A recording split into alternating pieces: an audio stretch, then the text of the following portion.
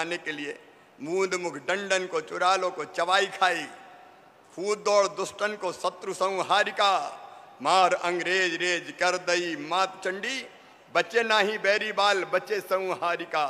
शंकर की रक्षा कर दास प्रतिपाल कर, बिनती हमारी सुनो ए माता पालिका।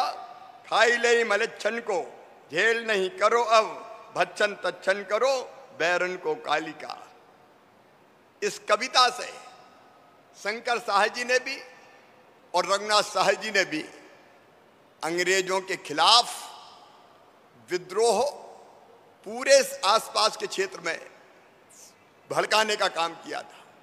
यह अलग बात है कि हमने लघु फिल्म में देखा समय से पूर्व, क्योंकि आक्रमण का जो दिन था वो तय हुआ था, मुहर्रम के दिन उस दिन भीड़ भाड़ रहती थी, लेकिन कुछ ही गद्दार के कारण अंग्रेजों को पता चल गया, समय के पूर्व योजना का खुलासा हुआ, वो पकड़े गए और अंत में जब उनसे अंतिम इच्छा पूछी, प्राण दंड दिया तो, मृत्यु दंड दिया तो उन्होंने कहा वही कविता एक बार हम फिर दोहराना चाहते हैं। तोप के मुंह से बांध के वो उड़ा दिए गए, लेकिन माथे पर सिकड़ नहीं आई। अपनी मातृभूमि के लिए, अपने धर्म के लिए, अपने राज्य के लिए और भारत माता की पैरों से परतंत्रता की बेड़ियां काटने के लिए उन्हें अपना सर्वस्व न्योछावर कर दिया, सब कुछ बलिदान कर दिया है। ऐसे अमर शहीदों के चरणों में बारंबार प्रणाम। और ये एक जनजातीय नायक नहीं है। कांग्रेस ने आजादी के बाद, कांग्रेस की सरकारों ने जब हमें आजादी का इतिहास पढ़ाया तो केवल कुछ लोगों का नाम बताया, लेकिन वो भूल गए राजा शंकर साहब को, रघुनाथ साहब को, भीमा नायक को, खज्जा नायक को, टंट्या मामा को, बिरसा भगवान को। आज उनको प्रणाम करने का अवसर है। पूजे न गए शहीद, पूजे न गए शहीद तो फिर ये, पूजे न गए शहीद तो फिर ये मंत्र कौन अपनाएगा? तोपों के मुंह से कौन अकड़ छातियां अपनी अड़ाएगा?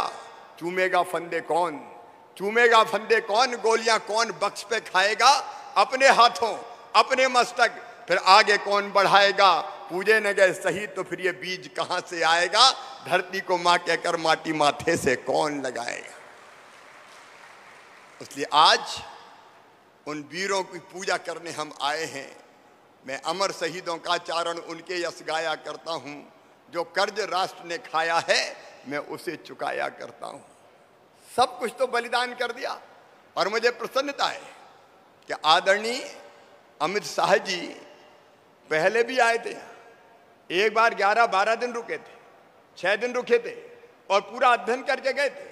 रघुनाथ साहब जी पे, शंकर साहब जी पे वो कविता पूरी उनने ढूंढवाई, पढ़ी, पूरी जानकारी उनने ली। और आज इस ऐतिहासिक अवसर पर राजा शंकर शाह, बलिदानी राजा शंकर शाह और रघुनाथ साहब जी के स्मारक का भूमि पूजन उन्होंने किया है। एक भव्य स्मारक बनेगा जिसमें उनके व्यक्तित्व और कृतित्व को उकेरा जाएगा। और हर साल कार्यक्रम का आयोजन होगा। हर साल हम हर साल उनके बलिदान दिवस को मनाएंगे और उनसे प्रेरणा प्राप्त करेंगे। शहीदों की चिताओं पर लगेंगे हर वर्ष मेले, वतन पर मरने वालों का यही बाकी निशा होगा। आज कांग्रेस बात करती है जनजाति की, लेकिन मुझे कहते हुए गर्व है। और आज मैं ये बताना भी चाहता हूं कि सचमुच में जनजातियों के कल्याण के काम अगर किसी ने किए हैं तो वो केवल भारतीय जनता पार्टी की सरकारों ने किए हैं।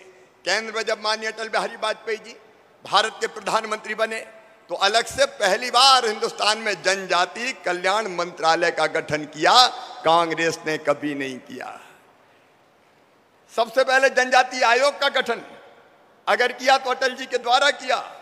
न्यूनतम समर्थन मूल्य पर वनोत्पादों की खरीदी के लिए अगर कोई फैसला लिया तो हमारे प्रिय प्रधानमंत्री श्रीमान नरेंद्र मोदी जी ने लिया। वन बंधु कल्याण योजना, बंधन केंद्र, ट्राई फूड पार्क का निर्माण,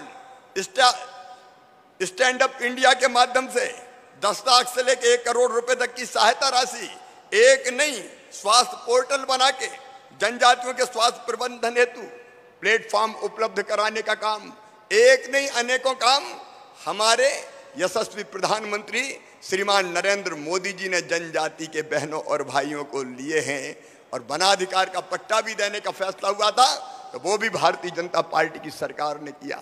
मुझे कहते हुए गर्व है, मैं बहुत विस्तार में नहीं जाना चाहता, कि मध्य प्रदेश में भी 15-16 साल में भारतीय जनता पार्टी की सरकारों ने, चाहे जनजातीय क्षेत्रों में सड़कों के निर्माण का सवाल हो, पीने के पानी की व्यवस्था हो, बिजली का इंतजाम हो, आश्रम शालाएं खोलना हो, छात्रावास खोलना हो, हाई स्कूल खोलना हो, हायर सेकेंडरी स्कूल खोलना हो, अगर चारों तरफ इनका जाल बिछाया तो भारतीय जनता पार्टी की सरकार ने बिछाया। हमने अपने बच्चे जो जनजाति बेटे बेटियां हैं, ट्राइबल बेटे बेटियां, कांग्रेस के जमाने में 200-300 रुपया प्रतिमाह छात्रवृत्ति मिलती थी, भारतीय जनता पार्टी की सरकारों ने बढ़ा के उसको 1100 रुपया प्रतिमाह करने का काम किया। बेटियों के लिए और भी ज्यादा देने का काम किया। एक ने अनेकों कल्याणकारी योजनाएं, उनके बहुत विस्तार से वर्णन में मैं नहीं जाता, लेकिन आज कांग्रेस जनजाति के नाम पर घड़ियाली आंसू बहाने का काम कर रही है। 15 महीने इनकी सरकार रही, एक काम कभी कांग्रेस की सरकार ने जनजातियों के हित में नहीं किया, उनके कल्याण के लिए नहीं किया। जबकि भारतीय जनता पार्टी की सरकार है, मुझे कहते हुए गर्व है, किसी मध्य प्रदेश की धरती पर हमने फैसला किया आश्रमशाला और छात्रावास के साथ साथ अगर कोई हमारा आदिवासी बेटा बेटी, हमारा ट्राइबल बेटा बेटी छात्रावास में प्रवेश नहीं मिलता और किराए से कमरा लेके पढ़ेगा तो कमरे का किराया भी माता पिता नहीं भरवाएंगे, प्रदेश की सरकार भरवाने का काम करेगी। यह भारतीय जनता पार्टी की सरकार ने फैसला किया। हमने फैसला किया कि प्राइवेट मेडिकल कॉलेज और इंजीनियरिंग कॉलेज में भी अगर जनजातीय बेटा बेटियों का एडमिशन होगा तो उनकी फीस भी उनके मम्मी पापा नहीं भरवाएंगे, प्रदेश की भारतीय जनता पार्टी की सरकार भरवाएगी। मुझे कहते हुए भी गर्व है कि विदेश में भी अगर कोई ट्राइबल बेटा बेटी किसी प्रतिष्ठित यूनिवर्सिटी में एडमिशन हुआ तो हमने फैसला किया कि उसकी भी 15-20 लाख रुपया साल की फीस भी होगी, तो वो प्रदेश की भारतीय जनता पार्टी की सरकार भरवाएगी। नीट की परीक्षाओं में ट्रेनिंग और प्रशिक्षण देके सिलेक्शन का प्रयास किया। जेईई मेंस की परीक्षा में हमारे ट्राइबल बेटे बेटी भी चुने जाएं, उसके लिए अलग से ट्रेनिंग और प्रशिक्षण दी। और गर्व के साथ मैं कहता हूं कि हमारे कई बेटे आज डॉक्टर, आज इंजीनियर बन के पढ़ाई कर रहे हैं और समाज को आगे ले जाने के काम में लगे हुए हैं। आज जब मैं अमर बलिदानी रघुनाथ साह और शंकर साह जी के बलिदान दिवस पर आपके बीच आया हूं तो मुझे ये कहते हुए प्रसन्नता है कि कई फैसले जो माननीय प्रधानमंत्री जी ने, हमारी केंद्र सरकार ने जनजाति भाई बहनों के लिए पहले लिए, उनको और आगे बढ़ाने का काम कर रहे हैं। विस्तार से हम सुनेंगे हमारे नेता आदरणीय अमित शाह जी को। लेकिन मेरे बहनों और भाइयों, हमने कुछ फैसले आज बलिदान दिवस के अवसर पर किए। एक तो हमने सबसे पहले ये तय किया कि मध्य प्रदेश में हर साल 15 नवंबर को बिरसा भगवान के जन्मदिन पर 15 नवंबर को जनजातीय गौरव दिवस मनाया जाएगा, पूरे धूमधाम के साथ, पूरे सम्मान के साथ। देखिए, हमारे प्रधानमंत्री जी कहते हैं सबका साथ, सबका विकास और सबका विश्वास, सामाजिक न्याय, लेकिन सामाजिक समरसता को ध्यान में रखते हुए एकता के सूत्र भी ना टूटे। और इसलिए मूल निवासी दिवस जैसी कल्पना ये विदेशी कल्पना है, ये हमारी संस्कृति से मेल नहीं खाती। हम तो जनजाति गौरव दिवस को पूरे धूमधाम से मनाएंगे। और जनजाति गौरव दिवस के पहले हम लोगों ने फैसला किया कि आज 18 सितंबर को इस बलिदान दिवस के अवसर पर हम कुछ ऐसे फैसला करें जो जनजातीय संस्कृति के विकास के लिए, परंपराओं को आगे बढ़ाने के लिए और उनके आर्थिक और सामाजिक उन्नयन के लिए मील का पत्थर साबित हो। ऐसे कुछ फैसले हमने किए हैं। और इसलिए मेरे बहनों और भाइयों, हमने तय किया है कि हम 1 नवंबर मध्य प्रदेश दिवस है, 1 नवंबर से सभी 79 जनजाति बाहुल्य विकास खंडों में हमारे जनजाति बहनों और भाइयों को राशन की वितरण की व्यवस्था राशन की दुकान पे दूसरे गांव से नहीं करेंगे, हर गांव में हर घर राशन पहुंचा के करेंगे। ताकि मैं जानता हूं कई बार काम छोड़ के राशन की दुकान अगर दूर है तो दूर राशन लेने जाना पड़ता है, एक दिन खराब होता है, कई बार आने जाने में लग जाता है। और इसलिए घर घर राशन ये 89 विकास खंडों में अभियान चलाया जाएगा। बोलिए ठीक है ना? अरे ठीक है ना? और राशन वितरण के लिए जो गाड़ियां लगेंगी वो गाड़ी भी कोई जनजाति बेटा की होगी, बेटी की होगी, उसको भी फाइनेंस कराएंगे और बैंक को भी गारंटी मामा देगा, भारतीय जनता पार्टी की सरकार देगी, ताकि हमारे कई बच्चों को सीधे रोजगार मिल सके, काम मिल सके। इस दिशा में हम लोग कदम उठाएंगे। और हमने तो किराया विराया भी फिक्स कर दिया, एक गाड़ी का 26,000 रुपया महीना, ताकि किस्त निकाल के भी पैसे बच जाए और वे ईमानदारी से राशन पहुंचाने का काम कर सके। बहनों और भाइयों, कांग्रेस ने केवल नाटक किया, लेकिन आज हमारे नेता, हमारे केंद्रीय गृह मंत्री जी, जिनके नेतृत्व में जन कल्याण के अनेकों काम भारत सरकार के माध्यम से संपन्न हो रहे हैं, आज उनके समक्ष आपके सामने हम ये फैसला कर रहे हैं कि सामुदायिक वन प्रबंधन के अधिकार जनजातीय भाइयों और बहनों को दिए जाएंगे। सामुदायिक वन प्रबंधन के अधिकार हमारे जंगलों में रहने वाले, वनों के आसपास रहने वाले हमारे सारे भाइयों और बहनों को वनोपज से रोजी रोटी उनकी चले, आजीविका मिले। हमने ये फैसला किया है और हम ये भी फैसला कर रहे हैं, अभी पायलट प्रोजेक्ट के रूप में तेंदू पत्ते को बेचने का काम भी अब हमारी वन समिति और ग्राम सभाओं को हम देने का काम का प्रारंभ करेंगे, ताकि वनोपज पर वास्तव में जनजातीय और भाई बहनों को, ट्राइबल भाई बहनों को रोजगार मिल सके। एक देवारण्य योजना हमने बनाई है। हमारे जंगलों में अनेकों प्रकार की औषधियां हैं, औषधियों की खेती भी हमारे आदिवासी भाई और बहन करते हैं। और इसलिए जो कच्चा माल है, प्रधानमंत्री श्रीमान नरेंद्र मोदी जी ने यह फैसला किया कि वनोपज को भी न्यूनतम समर्थन मूल्य पर खरीदा जाएगा। छिंदवाड़ा के भाई और बहन अच्छी तरह जानते हैं, जब मैं पातालकोट गया था तो वहां अचार की चिरौंजी होती है, 2, 4, 5 रुपए किलो बिकती थी। तब हमने फैसला किया था कि मिनिमम सपोर्ट प्राइस पे इसको 100 रुपया किलो से कम में नहीं बिकने देंगे। हमने 100 रुपया तय किया, वो 100 रुपये किलो से ज्यादा बिकने लगी।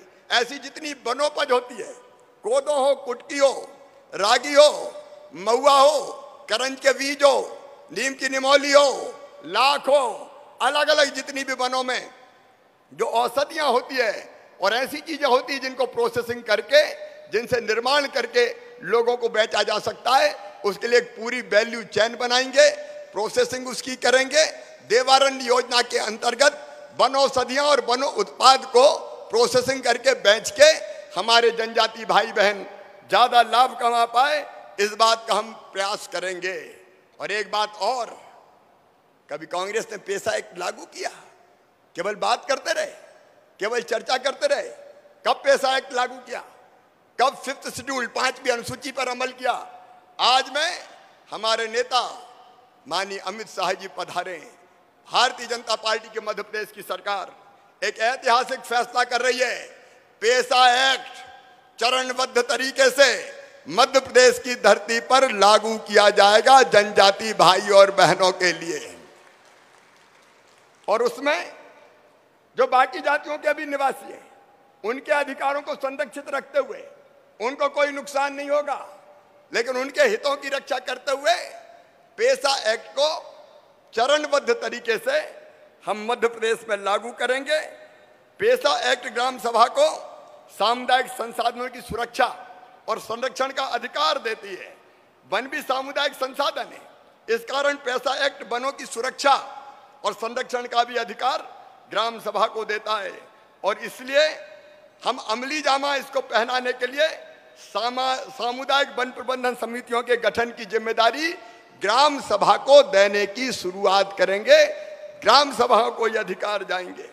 अब सामुदायिक वन प्रबंधन समितियां वर्किंग प्लान के अनुसार हर साल माइक्रो प्लान बनाएगी और उसे ग्राम सभा से अनुमोदित करवाएगी और समितियां ही उस प्लान को क्रियान्वित करेगी। वन विभाग का अमला विजय शाह जी समितियों को केवल मदद करेगा, बाकी काम समितियां करेगी। और समिति को ग्राम सभा के सामने कामों का लेखा जोखा देना पड़ेगा। वनों के प्रबंधन के दौरान कटाई छटाई से जो बांस और बल्ली जलाऊ लकड़ी निकलेगी उस पर भी अधिकार समिति का होगा। समिति उसको बेच के आय कमा सकेगी। और अंत में जब कटाई से इमारती लकड़ी प्राप्त होगी तो उसका भी एक अंश समिति को जाएगा, ताकि जनजाति का आर्थिक सशक्तिकरण हो सके। ग्राम सभा यदि समिति के काम से खुश नहीं होगी तो खुद ही उस समिति को भंग करके नई समिति का गठन कर सकेगी। ये प्रावधान भी हम इसके अंतर्गत कर रहे हैं। वन प्रबंधन के अधिकारों के साथ साथ हमने तय किया है कि हम ग्राम स्वराज का सर्वोत्तम उदाहरण पेश करें। पंचायती राज व्यवस्था की 5वीं अनुसूची के क्रियान्वयन में जो समस्याएं थी उनके समाधान का राज्य सरकार ने फैसला किया है। अब इस निर्णय के कारण पेशा कानून के प्रभावी क्रियान्वयन के लिए पेशा ग्राम सभाओं का गठन किया जाएगा। ग्राम सभाएं अपने स्थानीय विकास की योजनाएं बना सकेंगी और वनोपज के अधिकार से उनकी आर्थिक स्थिति और बेहतर होगी। और जैसा मैंने कहा कि गैर जनजाति भाई और बहनों के अधिकारों को भी पूरी तरह से संरक्षित रखा जाएगा। किसी को परेशानी होने की जरूरत नहीं है। वर्ग संघर्ष नहीं, वर्ग समन्वय, सामाजिक समरसता इसका मूल मंत्र होगा।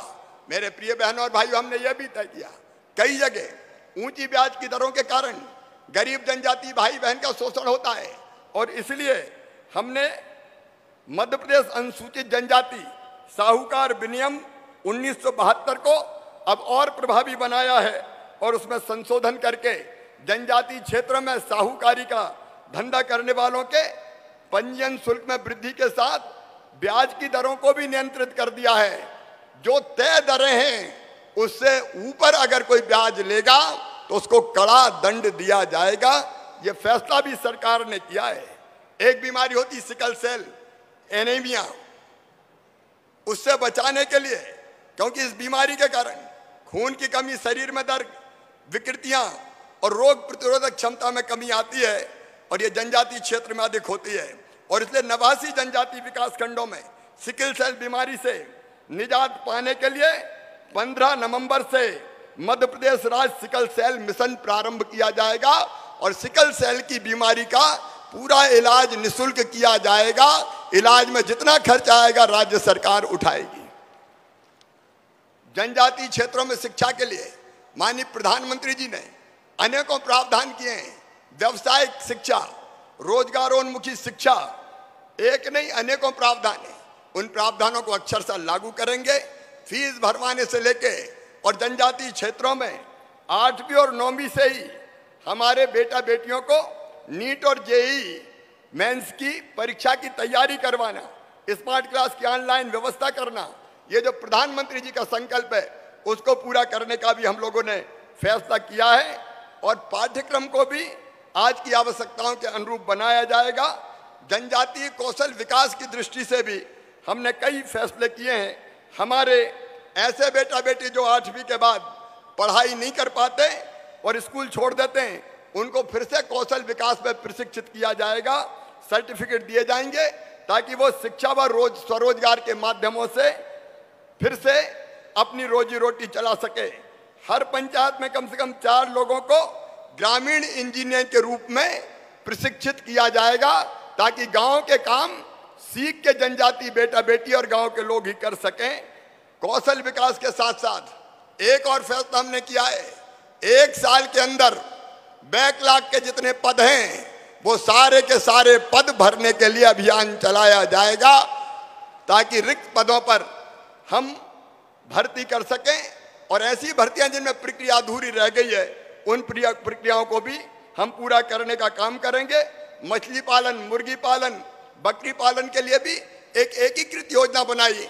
हमारी ट्राइबल बहनें इन कामों में बहुत आगे और कई हमारे जो सेल्फ हेल्प ग्रुप है वो बहुत बेहतर ढंग से इस व्यवसाय को कर रहे हैं और आर्थिक रूप से सशक्त और संपन्न बन रहे हैं।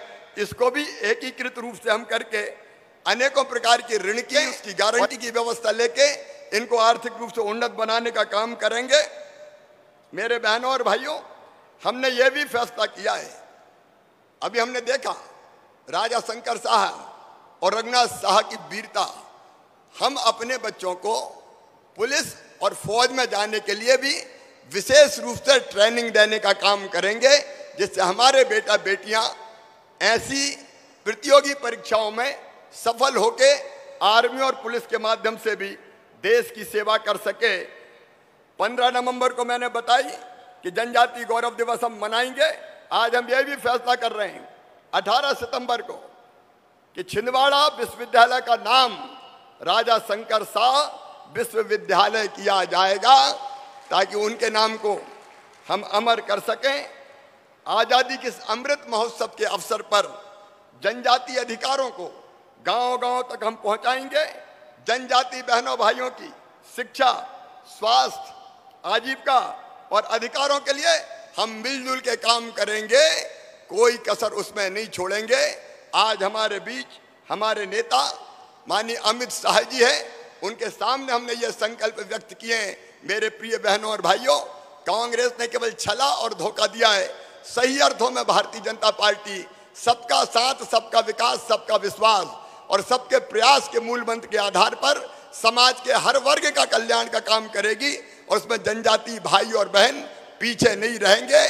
आज से 15 नवंबर तक इन अधिकारों को गांव-गांव ले जाने का अभियान चलेगा। आपसे भी मेरी अपील है, क्योंकि आप अपने अपने क्षेत्र के मुखिया हैं, जनजाति अधिकारों को देने का हमने ये काम प्रारंभ किया है, इसको आप भी गांव-गांव ले जाएं, अलग जगाएं, जागरण का मंत्र फूकें और सबको इन प्रयासों से लाभान्वित करवाने का काम करें। एक बार फिर मैं अमर बलिदानी शंकर शाह जी और रघुनाथ शाह जी के चरणों में प्रणाम करते हुए और हमारे अपने केंद्रीय गृह मंत्री अमित जी का स्वागत करते हुए अपनी बात समाप्त करता हूं। बोलिए भारत माता की, अमर शहीद शंकर शाह की, रघुनाथ शाह की, टंटा मामा की, भीमा नायक की, भगवान बिरसा की, रानी दुर्गावती की। हर हर नर्मदे।